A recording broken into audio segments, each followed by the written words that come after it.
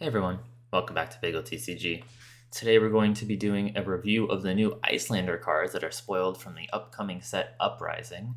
This is going to be a review in terms of their competitive viability, mostly looking at Classic Constructed, but you can kind of look at all of this in terms of Blitz as well for the most part. But when I'm giving any of these ratings, I'm personally thinking about Classic Constructed. We're getting 5 days of Iyslander spoilers. We currently have the first 2 days. I think we have 3 more days to go, and might be wrong on that. It might be 2 more days to go. Either way, we've got a good amount of Iyslander cards so far. We have her adult version here, which is Iyslander Stormbind. Like every other hero, she's going to have the same text as her young version. So if it's not your turn, you can play blue non-attack action cards from your arsenal as though they were an instant. And whenever you play an ice card during an opponent's turn, you get a frostbite token under their control. She has 4 intellect, she has 36 health, so like a lot of wizard heroes starting with a little less health. And yeah, let's hop into it. She's a really powerful hero. Ice has proven to be very strong controlling strategy. Iyslexi is kind of the premier form of Lexi. Oldhim really utilizes his Winter's Wail to give frostbites, so a lot of the ice-based heroes have ended up being quite powerful. And now Starvo is even really an ice-based hero, right? His Winter's Wail, which is his signature weapon, is an ice guardian weapon. So yeah, let's hop into it here. So first up, we've got Encase. Encase is a majestic, so this is the only version of Encase. It costs 0. It's an elemental wizard action that blocks for 3 and is a red pitch, right? So you're going to be wanting to use this to attack with a lot. But remember, Iyslander is a control deck, so it's important that this is a 3 block. Control decks are totally fine having their big, powerful cards just become 3 blocks a lot of the time, right? You look at Guardians, you look at Bravo, he's just going to block with Crippling Crushes sometimes, with Spinal Crushes, just because for them, life total is a bigger priority than dealing damage, right? So this card has Ice Fusion. You deal 3 arcane damage to any target. If it was fused and deals damage to a hero, you freeze that hero and all equipment they control until the start of your next turn. So freeze is a new keyword. Frozen objects cannot be played or activated, right? So objects are going to be things on the board like equipment, weapons, heroes, or your arsenal. And if they're frozen, they cannot be played or activated, right? So if that's an arsenal, you can't play that card for a turn cycle. If it's a weapon, equipment, or hero, that means it can't be activated. This does not stop triggered abilities, right? So Viserai would still trigger because his is not activating, it's triggered. But activated ones like Bravo Showstopper, where you have to pay 2 resources to do something, those would be stopped because they are activated. You're activating that ability, right? And weapons, attacking with a weapon's activating an ability, activating an equipment ability. So it does turn off a lot of stuff. And frozen is for 1 turn cycle, right? So it's until your next turn. So it'll be frozen for all of their turn, right? So it's a pretty good effect. It's only going to be good against certain heroes, right? If they have a hero that uses their equipment a lot, this will stop a Bloodsheath Skeleton for a turn from activating. Or if they're a hero that activates their ability every turn, so Lexi might get hurt by this a good bit, turning off her hero ability for a turn. But generally, I think this card's kind of just okay. It's not going to hit a lot of decks in a very impactful way. Only 1 turn cycle isn't going to be a ton, so it's more of just a temporary setback. If you turn off a Bloodsheath Skeleton for a turn, it's not the end of the world for a lot of Viserais. So I think the effect is kind of just okay. I think the important thing here is it's a 0 for 3 damage, which is pretty nice, and it's a 3 block, right? So you don't even always need to fuse this. You can just throw it out as a 0 for 3 arcane, and it's a 3 block. I think this will be fine. It'll either be a main deck card that you're just going to block with a lot, or it's going to be a sideboard card for certain matchups when you need it. So because of that, I'm going to give this one 3 stars here. 3 stars is, this card's definitely playable, but I don't think it's going to be a defining part of her strategy. I don't know what this little thing is right here. That kind of looks like a snail to me, but I could be super wrong. It looks like a little, see, you got like the little antenna, the shell. Looks like a little frozen snail, but I'm sure that's wrong. It's probably just a rock with icicles on it. All right, next we've got Channel the Bleak Expanse. So this is one of the biggest cards spoiled. So this is another majestic. It's a blue that costs 1 and it blocks for 2. It's an ice action aura, right? So this is another ice aura that is going to be channeled. So channeling is at the beginning of your end phase. You put a flow counter on it and then destroy it unless you put an ice card from your pitchstone on the bottom of your deck for each flow counter on it, right? So Flow counters work in the sense with any of these channel cards, you put a card of the same element on the bottom, and that increases every turn. So very good. I think this isn't going to be important for basically every ice deck. It's really good. It's a 1-cost go again ice action, right? Unlike Channeling Fridge, it only blocks for 2, but that's still okay because the effect is very powerful. It says go again. Heroes can't reveal cards, search decks, or draw cards from effects. So this is going to turn off a lot of strategies, right? Sonata Arcanix reveals cards, so it turns that off. A lot of decks search their deck. Katsu searches their deck and draws cards from Mask, right? A lot of decks will try to draw cards a lot or search. I mean, even against like a chain, this turns off their Belittles, and it turns off their Artivores. And for Iyslander specifically, she can play this as an instant because it's a blue non-attack action, so she can play it from her arsenal as an instant, and it'll also give the opponent a Frostbite. And because of how channel works, even if you don't have an ice card in your hand, it'll still stick around for their whole turn and your whole turn because you don't have to channel it until the beginning of your end phase. So very powerful to be able to play this from your arsenal. The other channel, like Frigid, is already probably the strongest card for Iyslander to play from her arsenal, so this is just another really powerful effect. It does affect Iyslander herself as well, right? It's both heroes cannot reveal cards, search decks, or draw cards, but she doesn't do nearly as much of that, and a control deck is totally okay taking some turns off. This is really going to hit those aggro decks that are trying to search, search a lot, draw a lot of cards, do anything like that. So this is going to really be backbreaking in response to an Artivore, for example, right?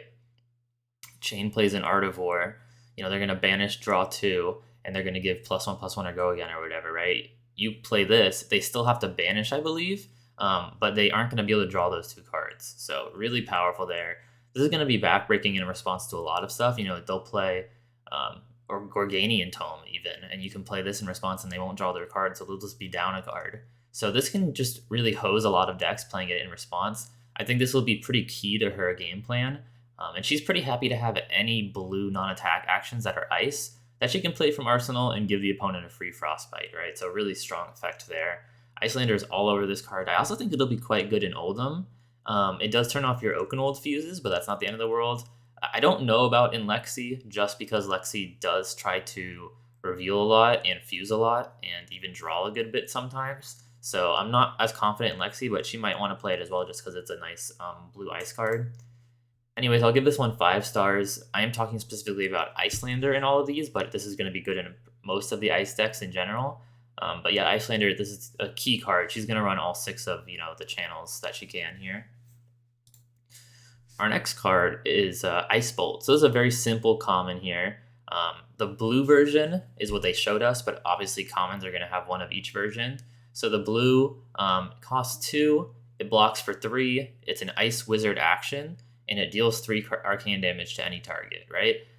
Interesting note, this is the first element card that is attached to a class. So in Tales of Aria, all of the ice, earth, and lightning cards were just by themselves, right? Like the Weaves and everything like that, Frostfang, like any of the cards, they weren't attached to a class. So they were just ice card, ice attack, ice non-attack action, and etc. So this is kind of interesting to see that we have them combined here. It's not a surprise. It's not like they weren't allowed to do it. They just didn't. But now we do have an Ice Wizard action here. This card's pretty much the best card that she's going to play, right? So this card does a lot of stuff. It's a blue. Great. She loves blues. It blocks for 3, which is great because she wants to block for 3. She's a control deck, so it blocks for 3. It's an ice non-attack action that she can play from her arsenal at instant speed that'll deal 3 damage and give the opponent a Frostbite. And because it's ice, it can also be fused for all of her fuse cards, right? So this basically does every single thing Iyslander wants. There is basically a 0% chance she doesn't play all 3 blue Ice Bolts. I think it's unlikely that she'll play the yellows or the reds, which would deal 4 or 5 arcane, just because she cannot play those at an instant speed from her arsenal. The blue's advantage, right, is you play this, you deal 3 arcane, or if you're pitching a blue, you can activate Crucible of Aetherweave, which will deal 4 arcane now. So you'll deal 4 arcane, but you also will give them a Frostbite, which is what's really powerful, right? Because it's an ice non-attack action from your arsenal. So the blue Ice Bolt is like a very guaranteed 3 of. So for that reason, I'm going to give it 5 stars. I would give the yellow and the red version that they didn't show us, but pretty obviously exist because they're commons. Probably give the yellow and the red like 2 stars, maybe 1 star on the yellow. You might see the red seed play just because it's going to deal 5 damage, which is pretty good. But really, I think the blue is the best version, right? Next, we have Icebind. This is another common, so there should be a full cycle of these as well. This is the blue version. This is going to cost 0. It'll also block for 3, and it's also a element wizard non-attack action. Like I said, it's a common, so we'll have a yellow and a red as well. It has Ice Fusion. You deal 1 arcane damage to any target, which where the yellow would be 2 damage and the red would be 3 damage. If it was fused and deals damage to a hero, you freeze a card in their arsenal until the start of your next turn, right? So the frozen object cannot be played or activated, which means that they won't be able to play that card from their arsenal until the start of your next turn.